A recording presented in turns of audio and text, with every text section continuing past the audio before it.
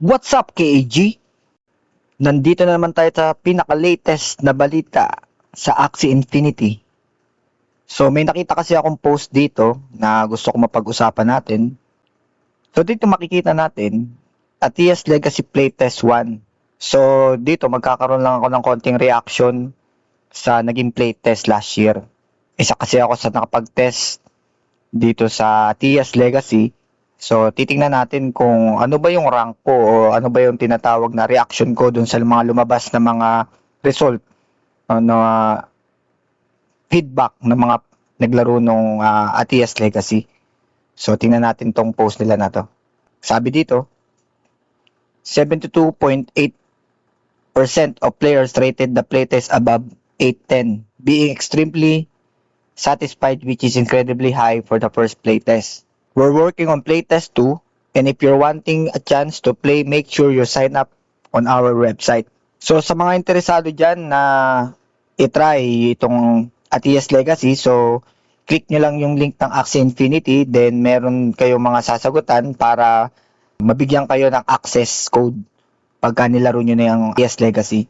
So ganun kasi yung nangyari. Sinend sa email namin yung Atias Legacy na code, tapos yun ang nilagin namin doon sa mismong laro. So dito, sa nangyaring playtest, no, may mga free Axie lang kami na pwedeng gamitin. Yung mga NFT namin na mga Axies, hindi pa pwedeng gamitin doon sa mismong game. So limited talaga yung reaction natin pagdating doon, no. But the playtest itself, na-testing namin kung gaano siya kaganda, ano yung development na nangyari, tsaka gaano siya kakaiba doon sa nakasanayan natin na base game ng Axie Infinity. Lalong-lalo na sa Classic at saka sa Origin. No? Ito kasi is parang MMORPG siya eh. Type na class ng laro. So, check natin .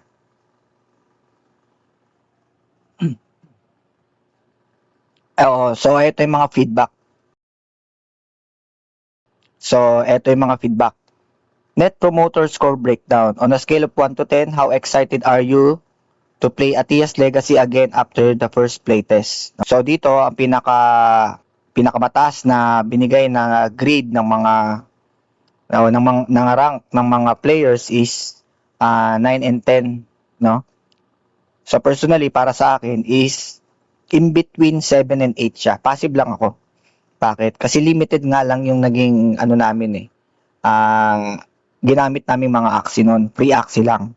Pero may mga NFT na in-include doon sa laro. Yun yung mga may mga hawak na mga Mystic Axie. So wala naman tayo Mystic Axie kasi grabe naman, sobrang mahal pa rin noon ngayon kahit bumagsak na yung presyo ng mga Axie. No? Kasi collectible kasi siya. Kaya talagang sila yung mga unang batch ng mga Axie na talagang ang mamahal na ng presyo ngayon. No, pero sila nagamit na nila sa Atias Legacy yun. So doon is may idea na sila kung paano yung susunod na meta or magandang team na i-build doon sa Atias Legacy. So sa amin, binigyan kami ng mga NFT. Okay na din kasi may mga ideas kami doon sa mga cards, mga parts na gamit namin. So alam na namin kung ano yung ilan sa mga parts na maganda, lalo na yung carrot. Yung carrot is talagang napansin namin na okay siya gamitin, lalo na kung kung nag-heal, pati yung yung Biden's, yan, okay din siya kasi more on heal effect siya ang binil ko kasi noon is more on heal, kunat talaga. Yun yung ginawa kong team, no, na puro reptile at saka plant. Yan. Sunod is time spent. So sa short session, up to 5 hours, casual, 20 hours, hardcore, 20 plus hours. Grabe naman yung casual, 20 hours. Ako, casual lang ako naglaro. Pero hindi naman ako umabot ng 20 hours. Umabot ako, ang pinakamatagal ko siguro is mga nasa 7 hours, 6 hours. Overnight kasi nagpa-farm ako ng gold para makabili ako ng mga weapons, makapag-upgrade ako ng mga makabili ako ng mga Axie, kasi mga free Axie doon, bibilin mo rin siya, no? Kunyari, gusto mo ng 4 na bird, kailangan bumili ka ng 4 na bird para matesting mo yung mga gusto mong build. Kasi ang maganda lang dito, no, guys, Yung iyong mga axes, pwede mo siyang equipan, no? Merong sword, axe, merong pana, merong cannon, tapos meron ding mga, so yun yung mga, ini-equipan na kasi yung mga axe dito guys eh. Yun yung maganda sa kanya. So para magkakaroon ka ng, meron kang isang character, yan, si Trip. Yeah, siya yung pinaka main, character mo. Tapos meron kang apat na axe na pwedeng maging support niya, no? So ganun yung style niya. Kaya talagang kailangan is talagang maganda yung build mo, balance, or kung gusto mo medyo may bias ka pagdating sa kunat or sa damage or long range bang trip mo or short range, no? So depende sa iyo kung paano mo siya lalaruin, paano yung game plan mo pagdating doon sa laro. Next is aspect of the game. Aspect of the game that playtesters like the most. So dito, equipping the squad, building a meta axie, having a squad of axie combat system, exploring the world, running around the world with axie, meeting other players, NPC, and their lore. Agree ako dito sa 71%, no, equipping the squad, no. Pero mas mataas para sa akin yung puntos ng building a meta axie. Kasi yan talagang pinaka main concern ko. Kung ano ba yung mga hawak ko na axie na pwedeng maging meta sa susunod na game. So, sunod is yung having a squad of axie. So, sa having a squad of axie, yun nga sabi ko, pwede mo silang bilhin yung mga free axie na yun. Tapos magagamit po sila dun sa game. Depende kung ano yung priority mo or kung anong gusto mong build. Damage ba yan? Defense ba yan? Heal type ba yan? Mga ganon. Combat system, okay, good din. Exploring the world, okay. Nag-explore din naman tayo. Running around the world with Axie, okay. Parehas lang siya nung exploring eh. Meeting other players, yan yung medyo hindi ko na-feel doon sa laro. Kasi doon sa mismong main city ata ang tawag doon, no? Sa mismong mundo ng Lunasia, sa mismong city niya, hindi ako, may mga nakikita ako doon na mga players, ang dami talaga namin nung unang playtest, talagang lag talaga eh. Sobrang dami ng players. Pero yung meeting other players, hindi ko siya na experience, no? O siguro dahil mas priority ko yung pag-grind pagdating do sa laro. Sunod naman is yung NPC and their lore, okay siya, mas mataas ang puntos niya sa akin kaysa dito, no? Kasi dito may mga pinakilala ng mga bagong NPC or mga character sa Axie. Ang sarap nga niya gawa ng content eh, magkakaroon ko ng konting conspiracy theory about ano ba talaga yung mga Axie, saan sila galing, di ba? Kasi may something dun sa Axie Infinity na may kwento kasi siya eh. Pero ewan natin, dito tayo maliliwanagan sa sunod na kwento ng Axie tungkol dun sa saan ba nagsimula at kung bakit. Kasi pinapakilala na sa atin yung mga NPC. Overall playtest experience on a scale of 1 to 10, how would you rate the playtest experience taking into account the intended scope of this early development phase? So sa akin, to be honest, 7. So nandun pa rin ako sa lamang lang ng konti sa pinaka-baseline, no? Pero para sa akin is 7 siya. Okay naman lahat ng meron doon sa laro. Good naman siya para sa akin, no? But syempre, playtest pa lang naman siya. So syempre, yung unang magiging pundasyon ng mismong laro para sa akin is medyo kulang pa, no? Sabi ko nga, hindi naman namin nagamit yung mga Axie talaga namin. Kahit yung mga collectible Axie na mga Nightmare or yung Summer, hindi ko rin naman siya nagamit. So maganda sana na isama siya. Siguro sa susunod na playtest, medyo dadami na yung mga collectible Axie na pwedeng gamitin. Next natin ay request and suggestion. Which approach would you prefer for future playtests? Fewer playtests with polished stable builds or more frequent playtests with simpler and less polished builds? So, para sa akin, mas maganda yung more frequent playtests with simpler, less polished builds. Bakit?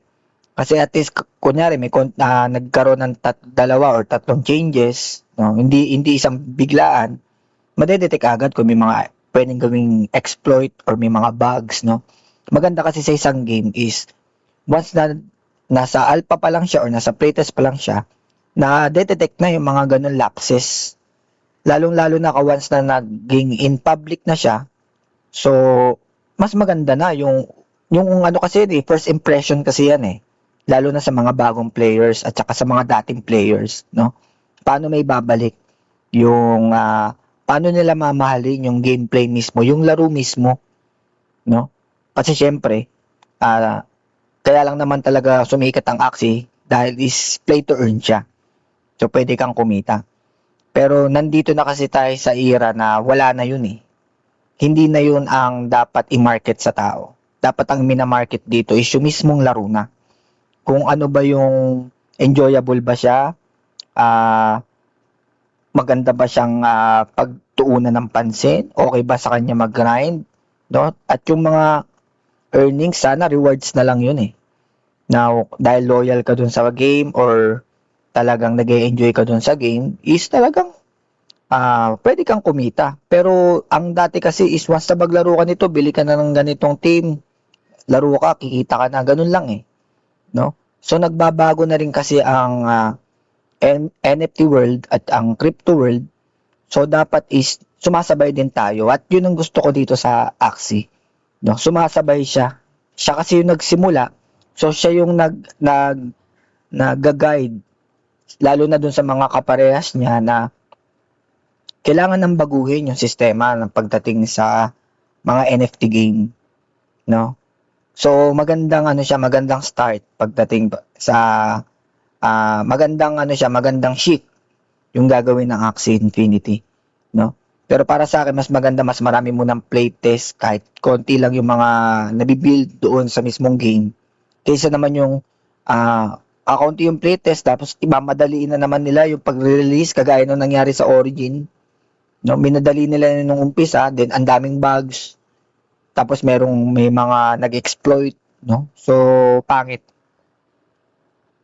Mas maganda gawin ito ng tama ng Sky Mavis. Next is what aspect of the game would you like us to focus on for the next playtest? No? Improve current auto combat system with more player strategy option. Single axis combat system where you only see or control one axis while others axis act as your passive support. Different squad control system where you control one axis while others move automatically. More ARPG style. Add light race to earn mechanics. Expanded lore and narrative content. Add more squad buster mechanic. So para sa akin mas mataas ang puntos ng expanded lore and narrative content, no? Gusto natin makita kung ano yung kwento talaga ng Axie. Saan sila galing, ano bang mission nila sa Lunasia, bakit nagkaganon yung Lunasia. Mas gusto ko yun, no? Kasi ang isang game na may storytelling talaga is maganda talaga. Doon minamahal ng mga tao yung laro na yon. Mostly sa mga laro ngayon, once na ginaya nila yon sa anime or sa talagang mga is nagkakaroon talaga ng kwento. No? Example is yung Mario. 'Di ba nagsimula sa as video game, tama ba ako? Video game tapos ginawa siya ng kwento. Pero the video game itself, meron siyang story talaga na gustong ma-feel ng mga players, no? So kaya tinan mo naman yung Super Mario hanggang ngayon, no? Is alam pa rin ng bagong generation. Ganun mas maganda yung ganun tatak ng isang game sa mga gamers kagaya ko, no? Tapos more ARPG style. Ito sana mapanood to ng Sky Mavis, no? Isa lang talaga yung gusto kong mangyari dito sa Axie. Magkaroon ng human na NFT na which is pwede mo i-customize. Then yung para bang syempre ipa-personalize mo. Gusto mo maging kamukha ko yung mismong character ko. Tapos yung mga Axie ko is parang yun sila yung mga alaga ko, ganun. Parang Pokemon ba? Para bang merong Ash Ketchum. Ketchum ba yun? Ketchum. At saka may Pikachu, no? Parang ganun yung gusto ko mangyari. Para mga Digimon style. Ewan ko kung alam niyo yung Digimon, no? Kaway-kaway muna sa mga batang millennial dyan. Digimon style, no? So, nag-e-evolve kasi ang mga action natin dito is nag-e-evolve din. So, maangas kapag meron ka talagang human companion na meron kang mismong yun ang identity mo pagdating sa mundo ng Lunasia, no? Next natin is graphic visual rating. Okay, para sa akin 4-star tayo dyan. Combat system 4-star, squad building 5, boss battle system pinahirapan ako nito kaya tuka lang, joke. Boss battle system actually hindi ko siya mabigyan ng mataas sa totoo lang kasi yung ginawa ko kasing build medyo boring eh. No, heal type, makunat. So ang gagawin ko lang, ilalapit ko lang yung mga aksi ko dun sa boss, tas pupukol na sila dun, tas yun, aantayin ko na lang mamamatay, no? Pero wala talaga yung pinaka-action pa kasi sinubukan kong gumamit ng cannon, nung bow, no? Gumamit din ako ng sword, gumamit ako ng axe, no? Dami kasing ginagalaw-galaw. Gusto ko yung tinatangke na lang yung kalaban para hindi na ako masyadong nagaan. Pero the boss battle system, 3 or 4, ganun, 3.5. Ganun para sa akin yung rate ng boss battle system. Siguro kasi dahil hindi pa ganun kapino eh. Ang ina-expect ko sa boss battle system is yung may kakaiba talagang nangyayari. Kunyari, may iwasan ka. Actually, meron eh. Sabi ko nga, hindi ko lang siya na-enjoy dahil ginawa kong tank yung sa akin. No? Pero yun nga, yung ginamit ko yung cannon, kailangan ko umiwas doon sa range na atake yung boss, ganun. No? So, kaya para sa akin, 3.5, 4. Pero yun nga, pinakamataas para sa akin is yung squad building kasi gusto ko yung concept ng pagtutulungan lalo na pagdating sa mga games, ganyan. No? So, ayun. Binigyan ko lang ng feedback.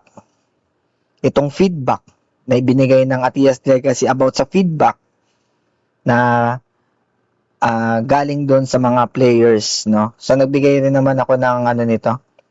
Binigyan din kami ng survey. Ipasa rin ako. No? Hindi ko na lang maalala kung ilan yung nilagay ko, no? Pero ito, kaya ako gumawa ng video is para talagang personally, ako mismo yung magsabi ng naging reaction ko dito. Kung i-rate ko yung buong lahat ito, yun nga, nasa 7 ang aking rate dito sa Atias Legacy. But hindi ibig sabihin nun is negative ako dito. Passive lang ako. No? Kasi syempre, gusto ko pang mas matuklasan pa kung ano pa yung pwedeng ipambulaga sa atin ng Sky Maybes. At syempre, magkaroon pa ng ibang tahanan yung ating mga aksi. So, ayun lang, KG. Salamat sa inyong pakikinig. At game on!